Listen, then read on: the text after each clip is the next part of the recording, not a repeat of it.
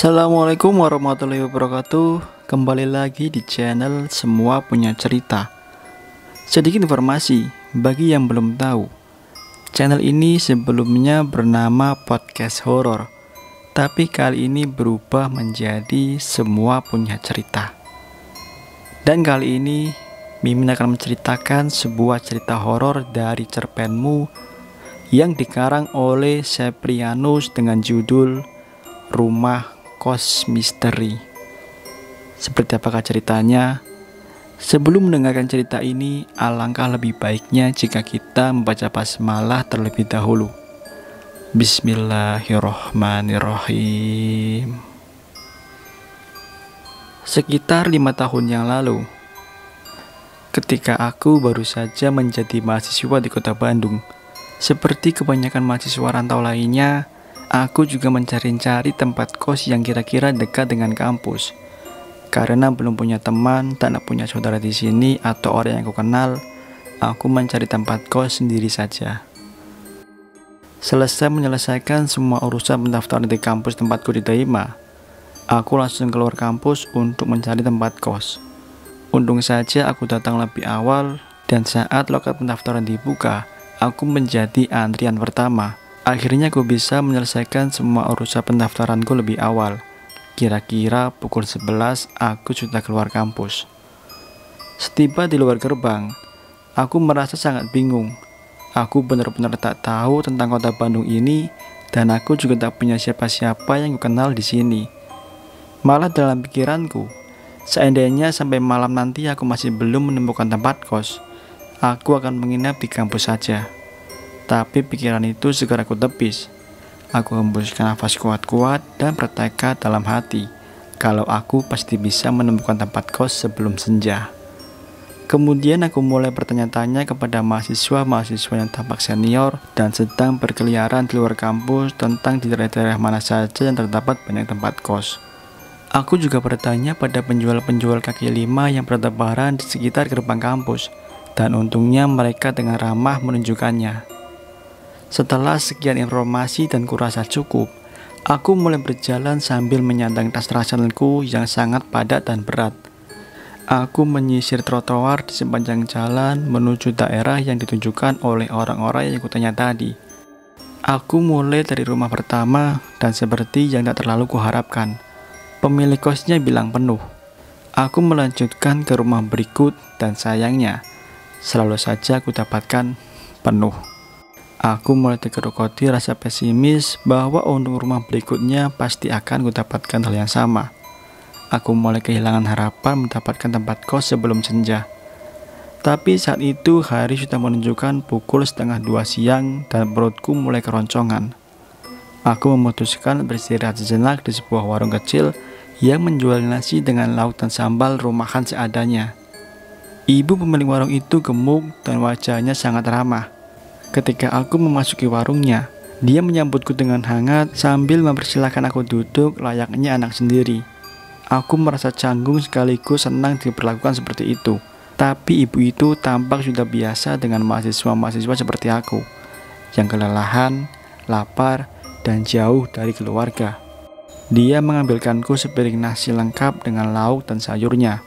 Melihat gunungan nasi komplit di piring itu, aku agak cemas akan membayar banyak. Tapi aku benar-benar sangat lapar dan lelah. Perasaanku tercabik antara lapar dan kondisi saku.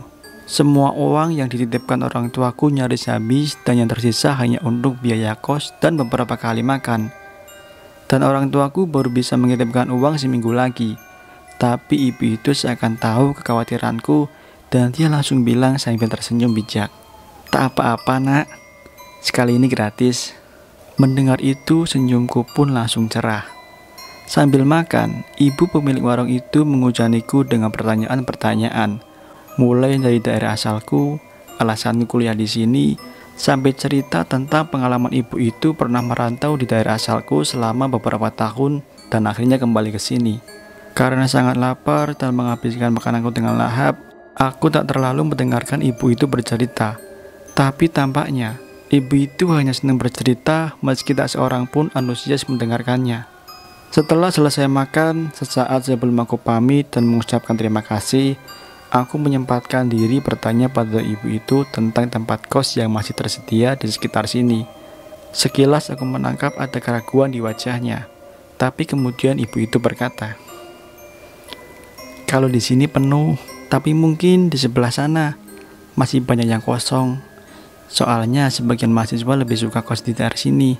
Ibu itu menunjukkan sebuah jalan lagi, sekitar 100 meter dari seberang warungnya. Aku pun heran, "Memang kenapa, Bu? Apa di sebelah sana lebih mahal?" tanyaku. "Oh, enggak juga, Mas. Malah banyak yang murah. Hanya saja mungkin..." Ibu itu pun tak meneruskan perkataannya lagi dan wajahnya berubah kaku. Ibu sarankan kalau bisa kamu cari kos jangan di sana. Aku sudah terlanjur menggarisbawahi kata-kata, malah banyak yang murah. Hingga aku nggak begitu mempedulikan perubahan aneh sikap ibu tentang daerah yang ditunjukkannya tadi. Dan segera saja aku meluncur ke sana. Aku sampai di gerbang masuk jalan itu. Kuat dugaanku daerah ini pasti sebuah komplek perumahan tua. Terbukti dari gaya bangunannya. Selain itu, tanaman yang tumbuh di sembarang tempat jelas menandakannya. Aku juga mendapati di kiri kanan jalan pohon-pohon tumbuh subur dan besar-besar. Tentu saja butuh waktu berpuluh-puluh tahun untuk membiarkan pohon tumbuh sebesar itu. Kemudian aku mendongak ke langit dan kulihat silau cahaya matahari mengintip dari rimbunnya dedaunan. Kurasakan juga angin sepoi bertiup menyegarkan. Tempat yang ideal, pikirku. Kulihat jam tangan, hari sudah pukul 2:30. Aku harus segera menemukan tempat kos ini. Aku mulai dari rumah pertama, tapi aku tak berharap banyak dari rumah ini. Jika pada pencarianku sebelumnya yang mendapatkan selalu saja penuh, di tempat ini malah sebaliknya. Aku justru tak menemukan seorang pun untuk ditanya. Aku melewatkan rumah pertama setelah setengah jam tak mendapatkan apa-apa. Kemudian kulanjutkan ke rumah kedua, dan hasilnya pun sama. Begitu juga dengan rumah ketiga, dan seterusnya hingga sampailah aku ke ujung jalan yang ternyata buntu. Hari sudah menunjukkan pukul 5 sore, dan sejauh ini aku masih belum menemukan tempat kos.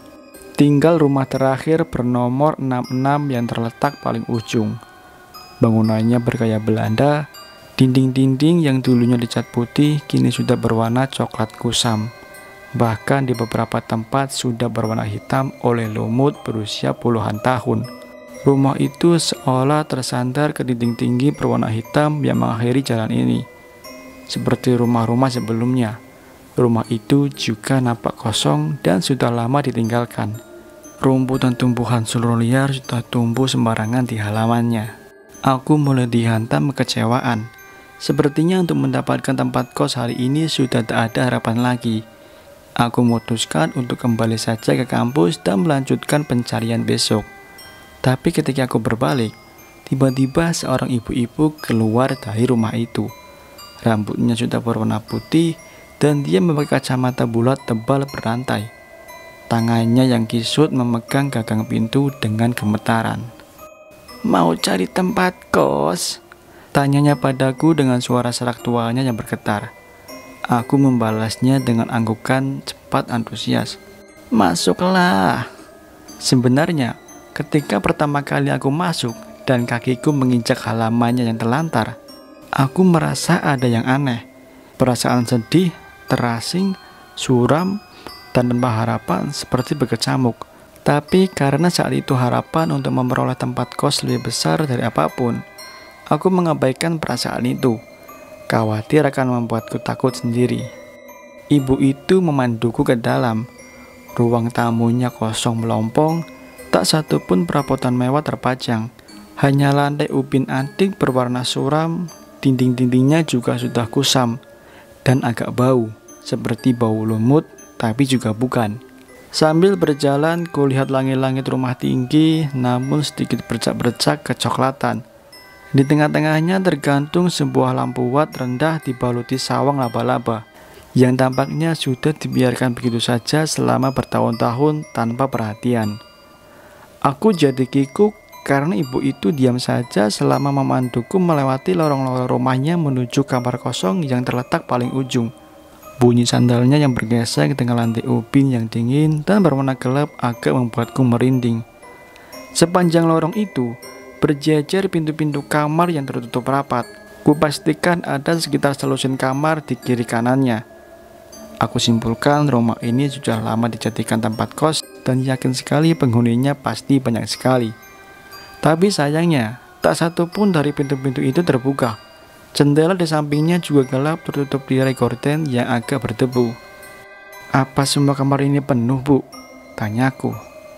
Lama baru ibu itu menjawab, "Tinggal satu yang kosong, Nak." "Itu berarti banyak orang di sini.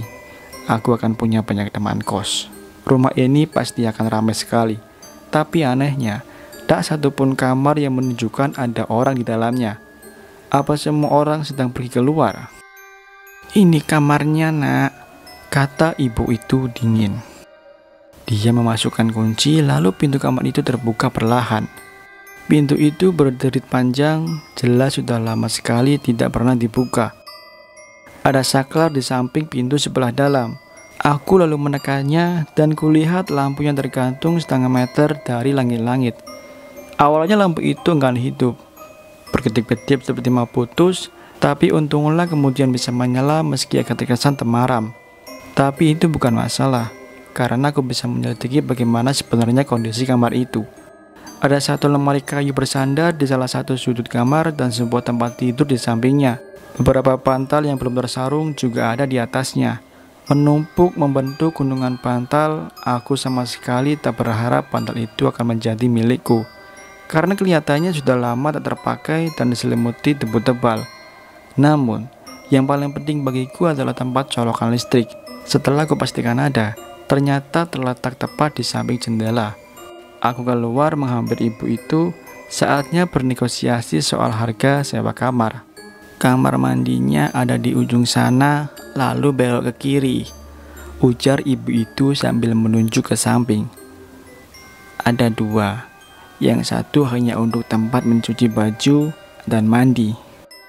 Aku mengangguk-angguk sepakat. Kurasa kamar ini cocok, cukup luas dan hawanya dingin.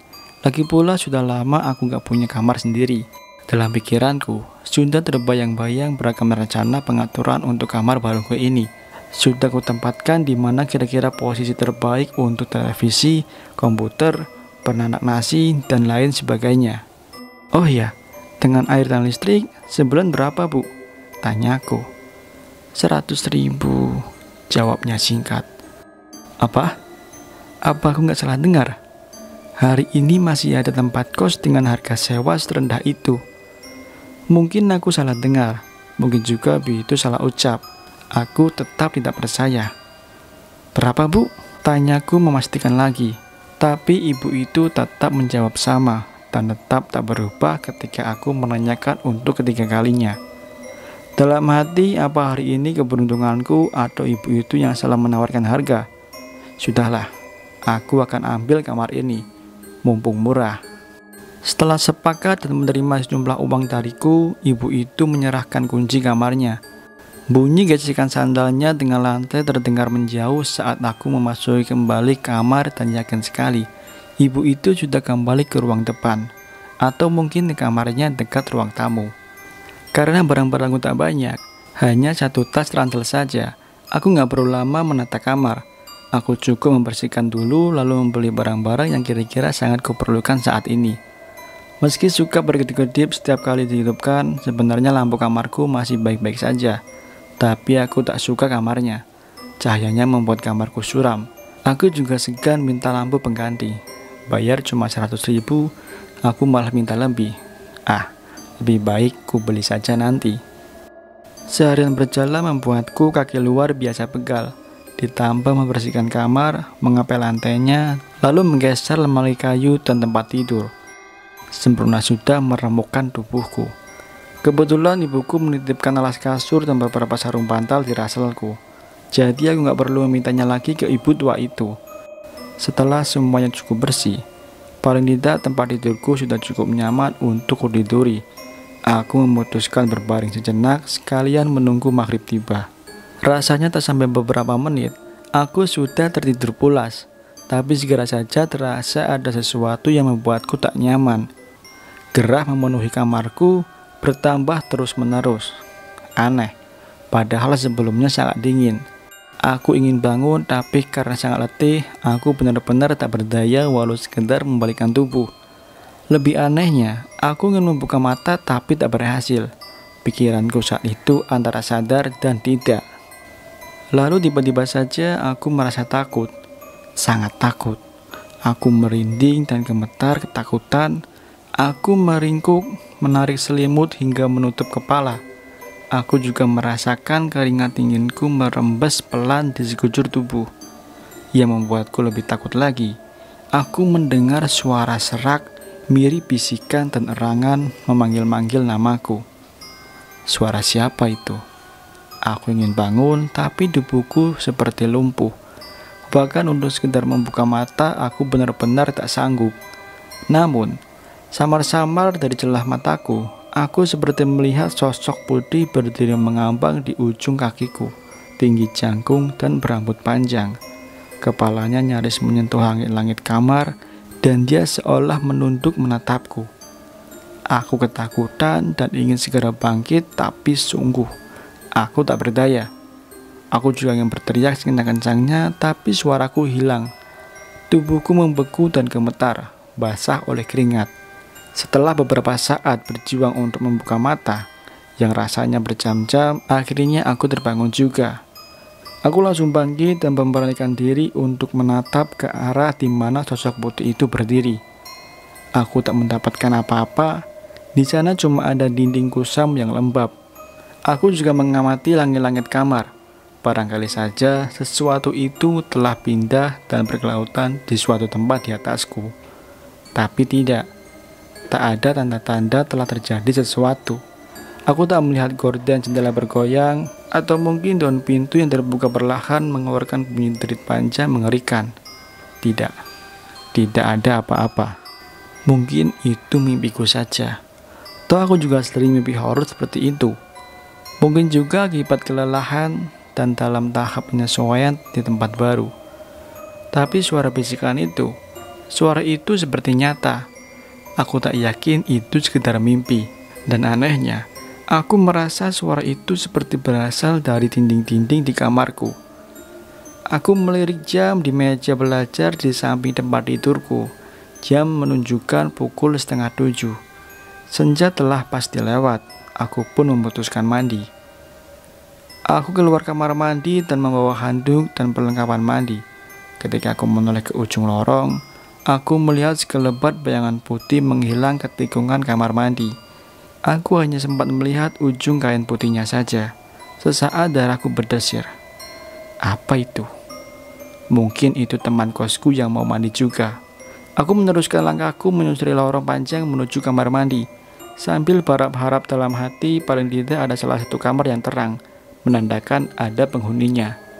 Tapi perasaanku kian ciut ketika aku telah sampai ke ujung lorong dan tinggal berbelok kamar mandi. Tak satu pun kamar yang hidup lampunya. Semuanya mati. Satu-satunya penerang di lorong itu hanyalah lampu kuning rendah watt yang tergantung tepat di tengah-tengah. Alih-alih membuat terang, efek temaram dihasilkan malah mendukung suasana horor yang menegangkan bulu kuduk. Lalu sosoknya kamar mandi tadi di mana? Aku memberanikan diri berbelok kamar mandi. Dari depanku terdapat dua kamar mandi. Yang satu terbuka dan satu lagi tertutup. Dari celah di bawahnya, aku tahu lampu di kamar mandi itu tidak menyala. Tapi anehnya, aku mendengar suara siraman dan percikan air begitu gaduh. Kurasa seseorang di dalam itu sedang mandi habis-habisan. Dalam hati aku berujar lega. Untung ada orang. Kukira aku sendirian saja di tempat kos ini. Senang dengan perasaan itu, aku langsung masuk ke kamar mandi di sebelahnya setelah menekan saklar lampu di samping pintu. Ya, lagi-lagi lampu kuning. Aku tidak suka lampu kuning. Suram, sabun putihku jadi berwarna kuning kusam. Aku sudah sampai pada setengah dari acara mandiku ketika aku sadari siraman-siraman air di sebelah kamar mandiku sudah tak terdengar lagi. Aku berpikiran mungkin dia sudah selesai. Tapi aku tak yakin berpikir begitu karena aku tak mendengar suara pintu dibuka. Seharusnya aku mendengar karena aku tahu pintu kamar mandi itu sudah cukup tua dan pasti berbunyi saat dibuka. Saat kukira dia sudah benar-benar keluar dari kamar mandi sebelah, tiba-tiba aku dikagetkan oleh bunyi sesuatu yang besar dan berat jatuh berdebam diiringi bunyi benturan ke benda keras. Pikiran burukku langsung menyergap. Siapapun itu yang di sebelah sepertinya baru saja terjatuh dan mungkin kepalanya terbentur ke sudut bak lalu pingsan. Aku berharap itu tak terjadi. Tergesa aku membersihkan dan membelas tubuhku. Setelah semuanya beres, aku keluar dan langsung menggedor pintu kamar mandi sebelah. "Kamu gak apa-apa?" tanyaku cemas. Aku terus menggetar-getar pintu itu. Setelah beberapa kali bertanya dan tetap tidak ada jawaban, aku benar-benar dilanda panik. Kurasa siapapun di dalam tampaknya benar-benar tak sadarkan diri. Mungkin kepalanya bocor atau tulang-tulangnya patah dan darah membasahi lantai kamar mandi. Dalam pikiranku langsung terbayang genangan merah kental. Ketika aku putuskan untuk menentang pintu itu, lagi-lagi ku dengar suara percikan air. Aku mengurungkan niatku. "Hei, kamu bener gak apa-apa?" tanyaku. Aku masih menunggu, tapi tetap aja gak ada jawaban. Suara percikan air itu malah terdengar sangat biasa, seolah sebelumnya tak terjadi apa-apa. Aku pun mulai kesal. Ini keterlaluan. Aku sudah setengah mati mengkhawatirkannya, dia malah terus saja menggayuh air. "Jawab sedikit dong. Kalau terjadi apa-apa gimana coba?" Masih tak ada jawaban. Tapi suara percikan air itu kini sudah mulai berkurang, dan beberapa menit kemudian berhenti total. Tak ada lagi suara. Hening menyelubungi udara di sekitarku. Kurasa dia sudah selesai atau mau keluar. Aku menunggu hampir seperempat jam dan mulai merasa bosan. Tapi dia malah tak kunjung keluar. Pintu kamar mandi itu tak bergeming sedikit pun. Aku mulai curiga. Jangan-jangan dia memang terjatuh dan pingsan lagi. Kurasa sekarang bukan waktunya main-main lagi. Aku benar-benar kesal bercampur cemas. Aku bangkit dari sandaranku dan menuju kamar mandi itu. Namun, baru saja berjalan beberapa langkah, aku mendadak berhenti. Kulihat pintu itu sudah terbuka sendiri, seolah seseorang baru saja berhasil membuka kuncinya. Aku menahan nafas, menunggu seseorang menguaknya. Tapi pintu itu hanya bergoyang sedikit, memperlihatkan celah gelap di dalamnya. Aku memberanikan diri maju beberapa langkah lagi, berusaha mengintip dari balik celah. Aku memincingkan mata, berusaha melihat fokus apa memang ada orang di dalamnya. Sebenarnya aku sudah merasa takut. Jantungku berdetak kencang dan kurasakan kedua telapak tanganku dingin dan gemetaran. Tapi aku tetap memberanikan diri membuka pintu itu lebih besar lagi. Aku membuat pintu itu lebar-lebar, seolah pintu itu terbuat dari besi panas. Karena gelap, aku melongok ke dalam. Samar-samar ku amati semua sudut kamar mandi itu. Dan malangnya, aku tak menemukan siapapun. Ini sungguh menyebalkan. Apakah kos ini berhantu? Aku setengah berlari kembali menuju kamarku di ujung lorong. Aku tak bisa meredam ketakutanku. Bulu kuduku semuanya berdiri. Suasana dingin mendadak mencekam. Sepanjang lorong itu aku sempat merhatikan satu persatu kamar yang berderet di kiri kanan lorong. Sungguh, aku berharap tak sendirian saat ini. Aku ingin paling tidak ada seseorang berada di kamarnya, siapapun itu.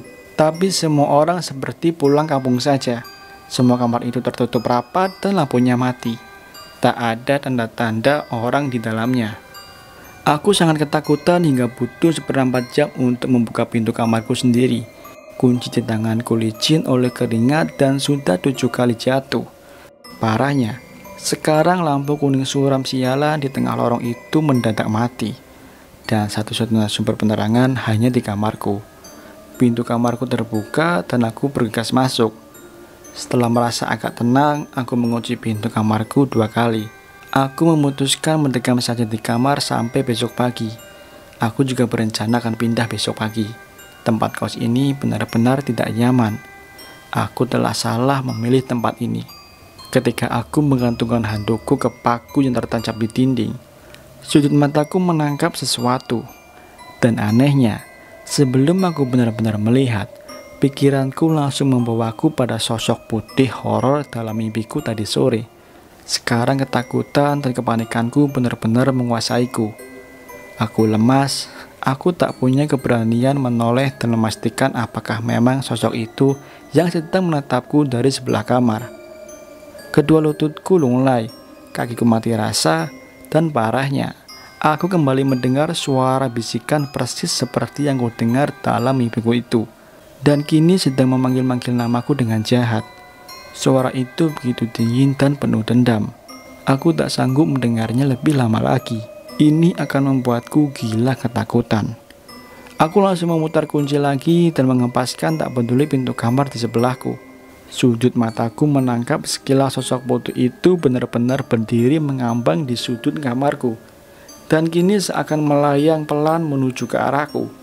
Aku tak sanggup membayangkan sosok itu akan melakukan apa padaku saat jarak kami hanya beberapa senti. Awalnya aku ragu menempuh lorong gelap di hadapanku, seolah aku akan menempuh jalan kelam di tengah hutan. Tapi aku tak punya pilihan lain. Tetap di dalam kamar sama saja bunuh diri.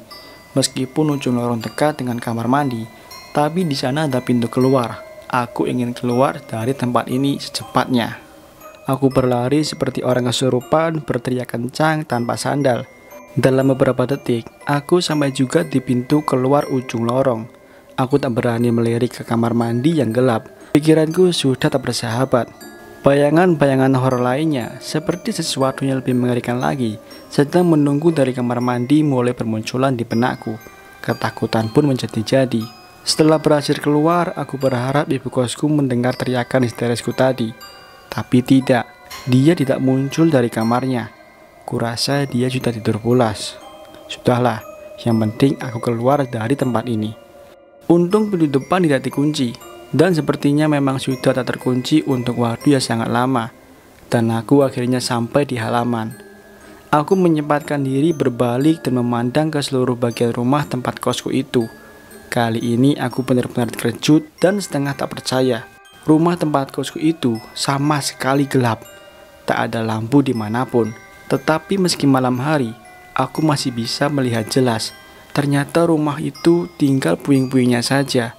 Beberapa bagian atap sudah banyak yang bolong. Tumbuhan rambat liar tumbuh subur menutupi sebagian besar dinding yang berlumut. Ya Tuhan, apa yang sedang terjadi kepadaku? Sore tadi, aku masih menemukan rumah ini seperti rumah biasa yang ada penghuninya. Tak ada bekas dilantarkan sedikit pun. Tapi, sekarang pandanganku seolah baru saja disingkapkan dan kusaksikan kenyataannya sungguh jauh berbeda. Rumah ini benar-benar tinggal puing dan hancur. Dibiarkan terlantar bertahun-tahun hingga semak sudah tumbuh setinggi dada. Lalu siapa ibu kos itu? Aku tak mau repot-repot memikirkannya. Aku sudah sangat takut sekarang. Dan kuat dugaanku ibu kos itu juga bukan manusia yang menjelma menjadi sosok yang pernah hidup di masa lalu. Semua rumah di komplek itu seperti tak ada pemiliknya. Gelap, suram, dan terkesan angker. Aku terengah ketika sampai di gerbang pintu masuk komplek perumahan itu. Saat berikutnya aku menyeberang jalan dan di sana kulihat ibu pemilik warung tempat aku makan siang tadi masih buka. Aku berjalan ke sana dan masuk ke dalam warungnya. Barulah aku merasa tenang dan aku menceritakan semua kejadian yang kualami ke ibu pemilik warung itu. Setelah semuanya kuceritakan, ibu pemilik warung itu kemudian menceritakan semuanya. Dan beginilah kisahnya. 20 tahun silam, sebuah rumah paling ujung bernomor 66 mengalami kejadian tragis. Awalnya seorang mahasiswa mati bunuh diri di kamar mandi dengan cara gantung diri. Semua teman kosnya berpendapat ia berhalusinasi dan tertekan karena dihantui oleh penampakan hantu wanita di kamarnya. Ada dugaan hantu wanita itu adalah anak ibu kos yang mati dikurung di kamarnya karena gila. Tapi beberapa tahun setelahnya rumah itu terbakar dan menewaskan ibu kos itu sendiri, termasuk beberapa anak kos yang terperangkap di kamarnya. Menurut polisi, kebakaran itu jelas disengaja. Mendengar rangkaian cerita tragis mengerikan itu, aku semakin gemetar ketakutan. Aku tak sanggup membayangkan bagaimana kalau diriku tinggal di sana lebih lama lagi. Barangkali aku akan menjadi salah satu penghuni abadi yang bergentayangan.